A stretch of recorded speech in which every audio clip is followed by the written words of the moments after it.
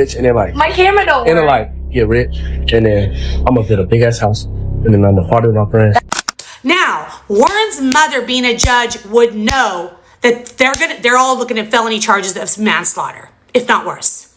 Okay, because it's illegal to kick somebody off the boat in the middle of the ocean, 30 feet of water without a life preserver. The way the authorities are behaving has to make you raise an eyebrow. Take the boys out of it, because it's the people in charge that are at fault at this point. The people in charge continuously breaching their duty. The people in charge continuously just stringing us along. Before we go any further, put everything you've already heard about Nolan Wells to the side. Forget the arguments spreading online. Forget the TikToks, the comment sections, and the people insisting they already know who is telling the truth. For the next few minutes, just focus on what was actually said. Because in a case like this, the detail that changes everything isn't always some dramatic discovery. Sometimes it is a single sentence, a hesitation, a timeline that doesn't quite line up, or a detail mentioned almost in passing that is never fully explained afterward. And those small moments can become important when you place them beside everything else. This isn't about deciding who you should believe. It's about taking the available pieces and laying them out in front of us, one by one, then asking whether they actually fit together. Nolan Wells was only 18 years old. He went out that day, and he never came home. So we're going to slow this case down and examine the timeline carefully. We're going to separate what is documented from what has only been claimed. We're going to pay attention to what witnesses said, what investigators discovered, and what questions remain unanswered. Most importantly, we're going to focus on the words themselves, not what someone may have intended, and not what people online believe those words meant, but what was actually said. And once those details are placed in sequence, one question becomes impossible to ignore. Does the timeline really make sense? And then like My camera don't and then work. like get rich and then I'm gonna build a big ass house and then I'm the father of my friends. I just wanna get rich and then like My camera don't and then work. like get rich and then I'm gonna build a big ass house and then I'm the father of my friends. At first, this opening might seem completely disconnected from Nolan Wells, and that's exactly why it matters. Before the investigation itself comes into focus, there is a broader problem worth understanding. This case exists at the intersection of several very different worlds: traditional documentary reporting, social media investigation, and an increasingly intense public debate. When those worlds overlap, information can spread almost instantly. Someone notices a detail, another person reposts it, then someone else adds an explanation or theory. Soon that interpretation can be repeated so many times that people begin treating it as though it were part of the original evidence. And that's where things can become complicated. So instead of starting with conclusions, we're going back to the source material. We're going to examine what was actually said and then separate the pieces carefully. What can be directly observed, what can be independently verified, what someone believes occurred, and what remains unproven. Those categories are not interchangeable. A witness account is not automatically established fact. A theory is not the same thing as evidence. And something repeated thousands of times online does not become verified simply because it has become familiar. That distinction becomes especially important when the subject is an 18-year-old who went missing and never returned home. So now, with those lines drawn clearly, let's turn to the part of the story where the discussion begins focusing on the boat, because that's where the timeline starts raising questions of its own.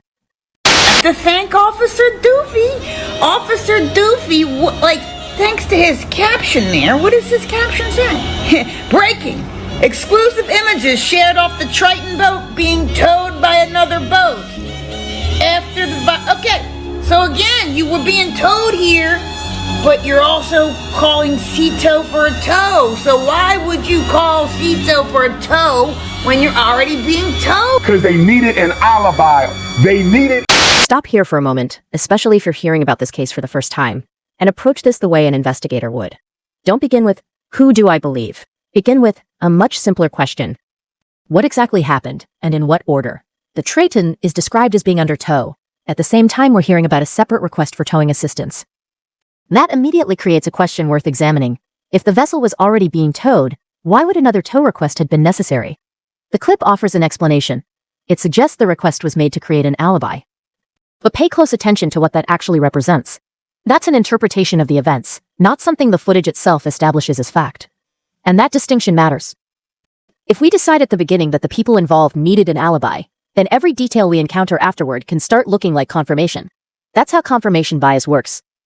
Instead of allowing the evidence to lead us toward a conclusion, we begin reshaping the evidence to support the conclusion we've already chosen. So let's approach it from the other direction. Start with what can actually be observed. A vessel appears to be under tow. There is also a reported request for towing assistance. Those are the starting points. Now the questions become much more precise. Did those events occur simultaneously? Were they separate stages of the same incident? Could one towing operation have had nothing to do with the other? Who placed the calls? Who was aboard each vessel? And what do the official records show about the sequence? Those are questions that can potentially be checked against evidence. And that distinction between what appears to have happened and what someone believes it means is about to become extremely important. Because the investigation doesn't stop with the boat. The next layer involves the people responsible for recording, reporting, and documenting what happened. And that's where the scrutiny surrounding this case begins to intensify. It's just the way the authorities are behaving now that makes you go, wait a minute. Wait a minute. If you have any type of a critical thinking brain, the way the authorities are behaving has to make you raise an eyebrow. Take the boys out of it, because it's the people in charge that are at fault at this point. The people in charge continuously breaching their duty. The people in charge continuously just stringing us along. Acting like we're going to forget. Acting like, hey, you already agreed on the joint inspection of the phone. And then you're going to go send a deadline for her to turn the phone over to you? That's not what was agreed upon. Y'all agreed to let Dr. Mitchell look at the body, and then y'all just sitting over there with y'all's thumbs up y'all's asses, acting like it's gonna go away. Hey, guess what? That is a deeply emotional argument, and it's easy to understand why it resonates. When a family is desperate for answers, even a short delay can feel unbearable. Every unanswered question carries more weight, and every apparent inconsistency can begin to feel like something much larger. But this is where emotion has to be separated from evidence. The clip makes several serious allegations. It claims that authorities changed their position multiple times. It raises questions about whether certain agreements were followed. It also points to concerns involving Nolan's phone and the way his remains were examined.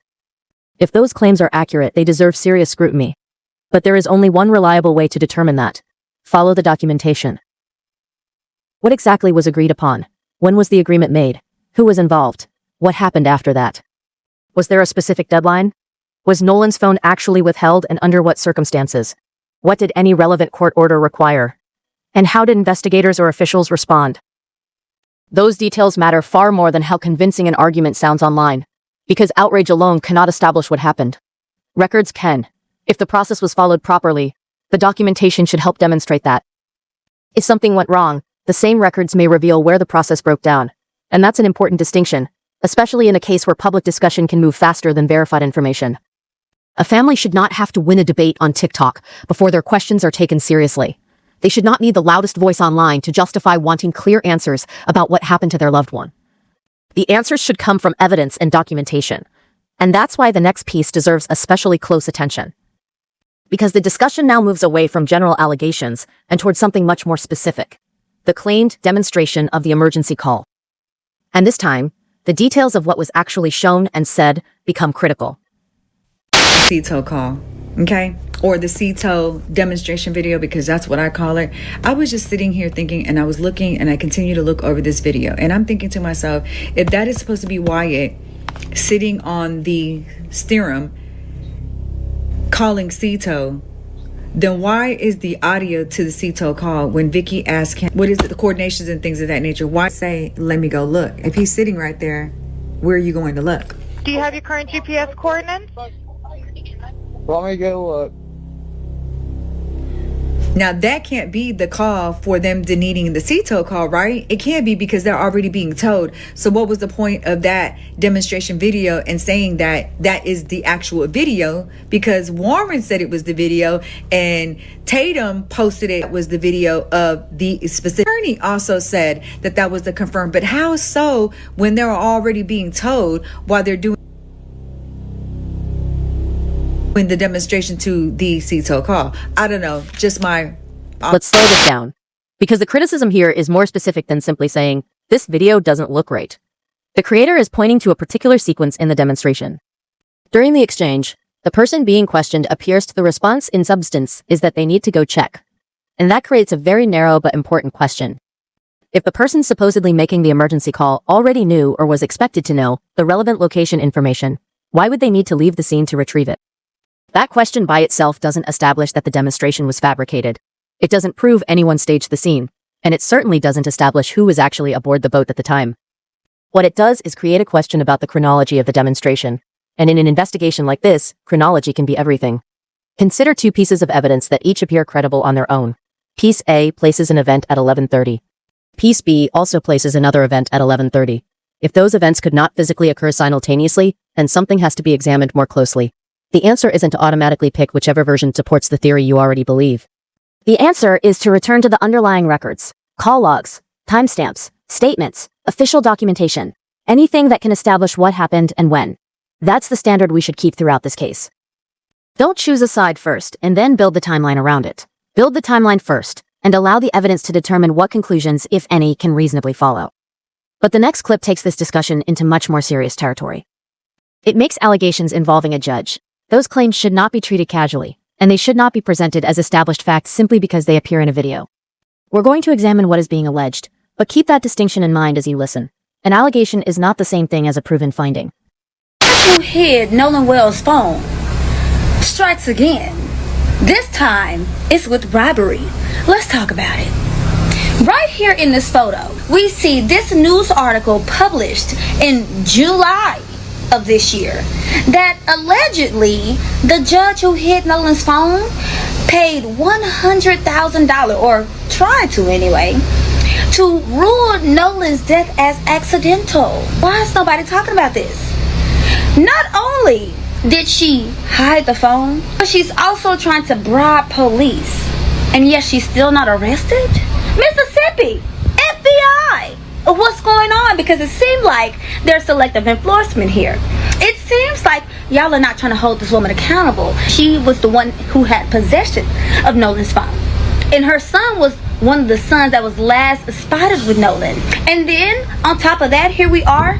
She's allegedly bribing the police department to rule Nolan's death as an accident, willing to pay $100,000. $100,000. And yet, no arrest. Still? Yeah. It's time to get up in people's face. Judge Ashley, $100,000? Sure, you give me that and I'll be quiet, and I wasn't even there. But nah, fool, your son going to jail, bro. Won't you save that money for these lawsuits and his commissary?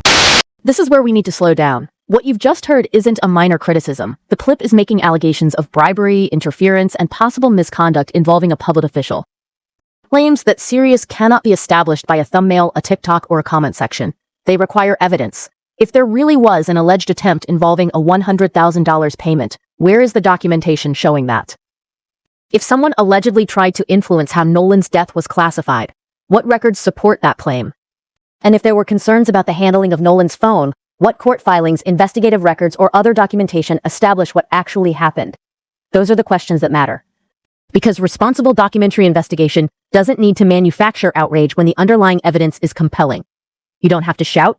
You don't have to declare someone guilty. You don't have to turn an allegation into a verdict. You put the relevant records in front of the audience, explain what they establish, identify what they don't establish, and allow the evidence to speak for itself. If an allegation is inaccurate, documentation should help expose that. If the allegation is supported, a record should help demonstrate that as well. Either way, the goal is the same. Replace assumption with something that can actually be examined. And now the discussion moves towards something far more concrete.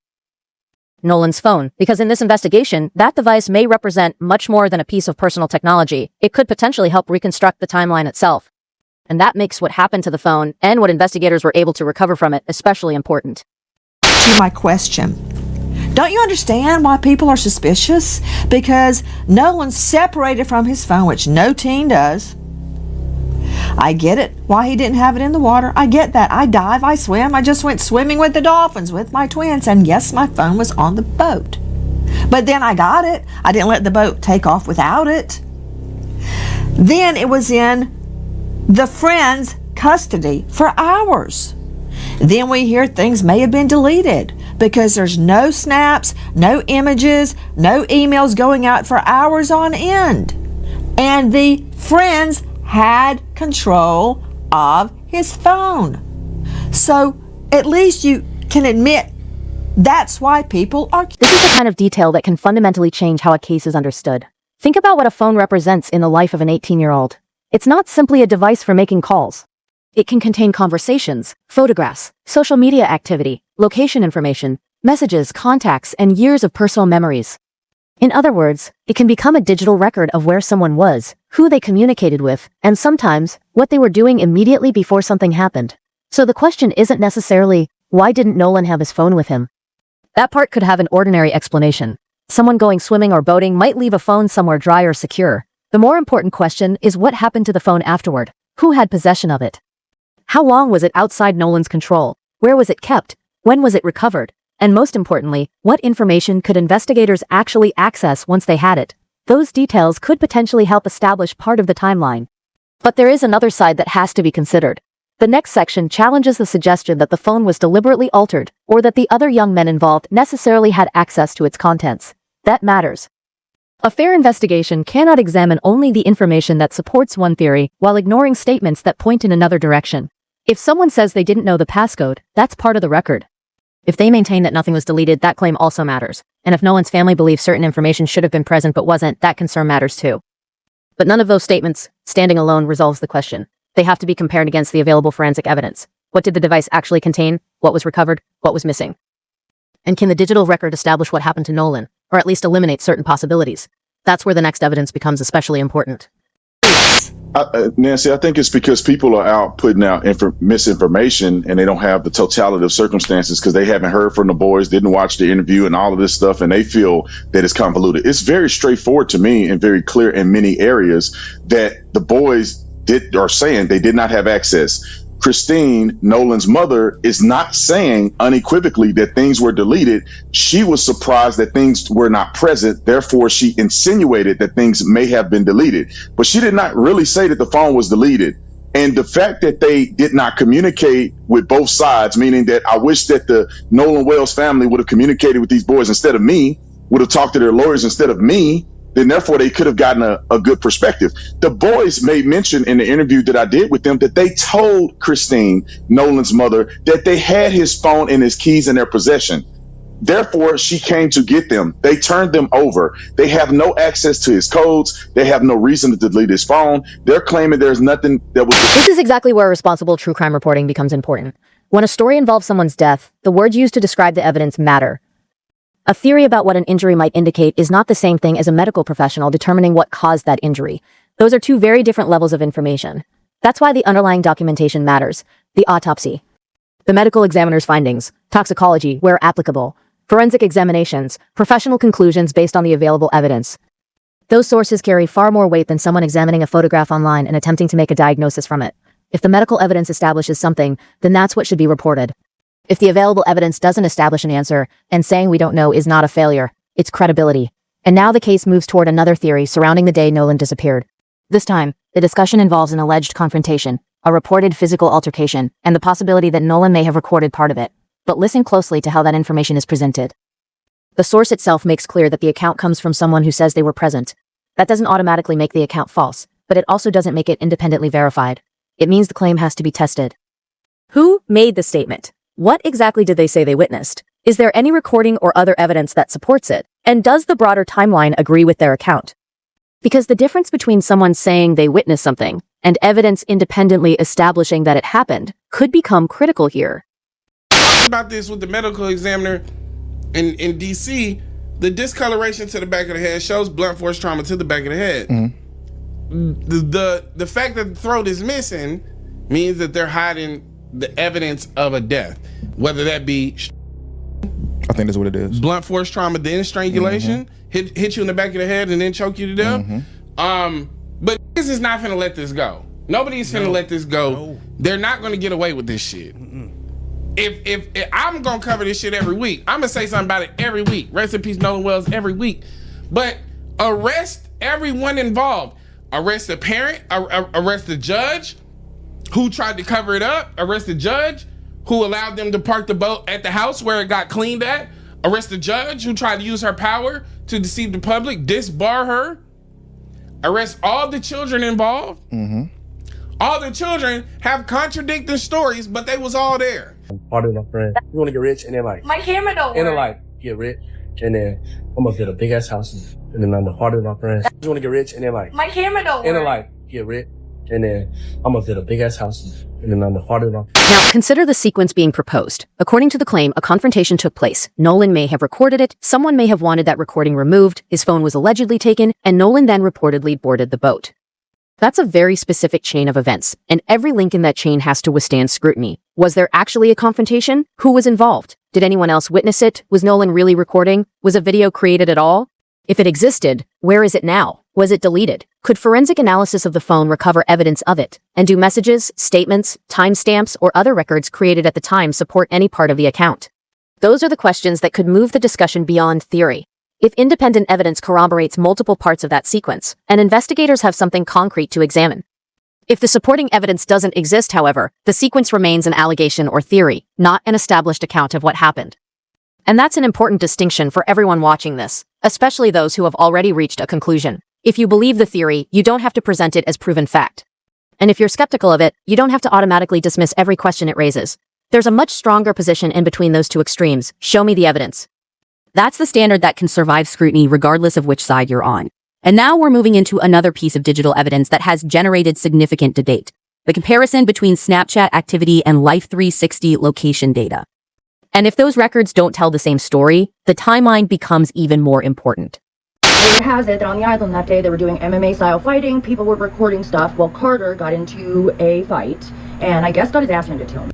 Allegedly, Warren confronts Nolan about possibly recording the fight and probably wanting it deleted because he just got his ass beat and they didn't want that circling around. And so Warren takes the phone and now Nolan's screaming, "Give me back my fucking phone." They're saying that Nolan then got on the boat before the boat left. Nolan got on the boat. Allegedly, this is what somebody is saying that was there, that saw this. Would definitely make sense for sure. It would also make sense why they're not giving the Wamsleys and Crump and his team a time and date to go through the phone together. Why don't they want to go through the phone together? Because they're going to see that video was probably deleted.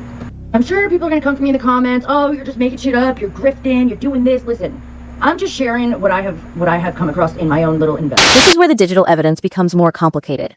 Location data can sound absolute. Put a dot on a map, and people naturally assume that dot represents the exact position of a person at a specific moment. But location systems don't always work that simply. Different applications can rely on different methods to estimate position. Their timestamps can represent different moments, accuracy can vary. And even the way a map is interpreted can affect what people believe the data is showing. So if Snapchat appears to place a device in one location while Life 360 shows another, the first question shouldn't be which one is lying. It should be, why don't they match? What timestamp is attached to each record? Which device generated the information? What type of location data is being displayed? Was it actively updating? Could it represent a delayed signal? Was it showing a last known position rather than a live location? Those technical details can completely change the meaning of what appears to be a simple point on a map. And there's another detail in this interview that deserves careful attention. The family reportedly relied on location information to identify where they believed Nolan's phone was located. They then went to that area themselves. That makes the underlying source of the location information especially important.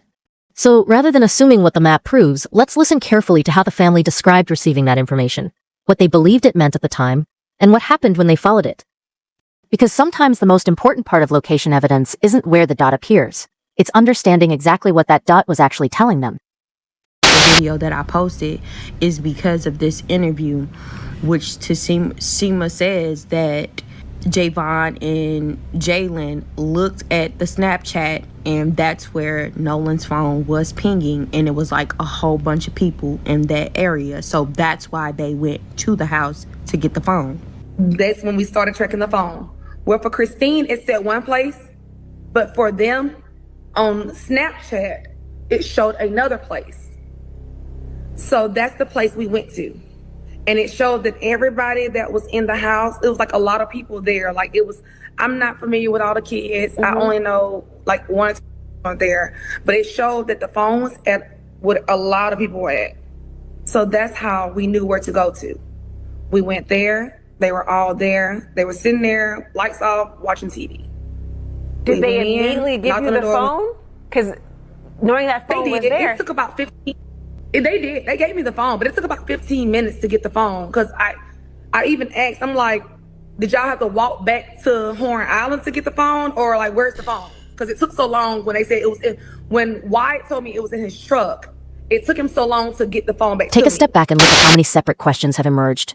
The boat, the towing operation, the emergency call, Nolan's phone, the alleged gaps in digital activity, the location information, the photographs, the people connected to the vessels, and the different accounts surrounding what may have happened on the island. Any one of those details could potentially have an ordinary explanation. That's possible. But a serious investigation isn't about finding one explanation that makes every uncomfortable detail disappear. It's about determining whether the entire sequence of events can be reconstructed. That's the difference. One unexplained detail may mean nothing. Two could be coincidence. But when multiple details appear difficult to reconcile, the responsible response isn't to immediately accuse someone, it's to investigate, verify, compare, test. And, perhaps most importantly, remain honest about what the evidence still cannot tell us. That's the standard this case deserves. Because Nolan Wells wasn't a character in a story, he wasn't a plot twist, and he certainly wasn't a thumbnail. He was an 18-year-old young man who went out and never came home, and his family is still looking for answers. That means they deserve something better than certainty manufactured by the internet. They deserve careful examination.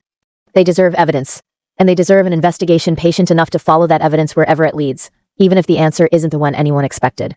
So tonight, don't ask yourself the easiest question. Who do I think did it? Ask something more useful. What single piece of evidence could actually resolve the biggest unanswered question? Could it be Nolan's phone? The forensic examination? The boat records? The emergency call records? The location data? The photographs? The people who were there? Or something else entirely? That's where the focus should remain. And if something we've examined turns out to have an innocent explanation, then that's what we should report. If a theory is disproven, we should say so. If new evidence changes the timeline, then the timeline has to change. Because the purpose of an investigation isn't to protect a theory, it's to follow the evidence. That's the standard we're applying to the Nolan Wells case. Slow down. Look closer. Question the timeline. And never mistake something that sounds convincing for something that has actually been proven. If you're following this case, tell us which piece of evidence you think deserves the closest examination next. The phone, the boat, the emergency call, the location data, or something else. But don't turn the discussion into a question of who you like or dislike. Focus on the evidence, because sometimes the answer isn't hiding inside the loudest accusation. Sometimes it's buried inside the smallest detail that almost everyone else overlooked. And that's exactly where the investigation goes next.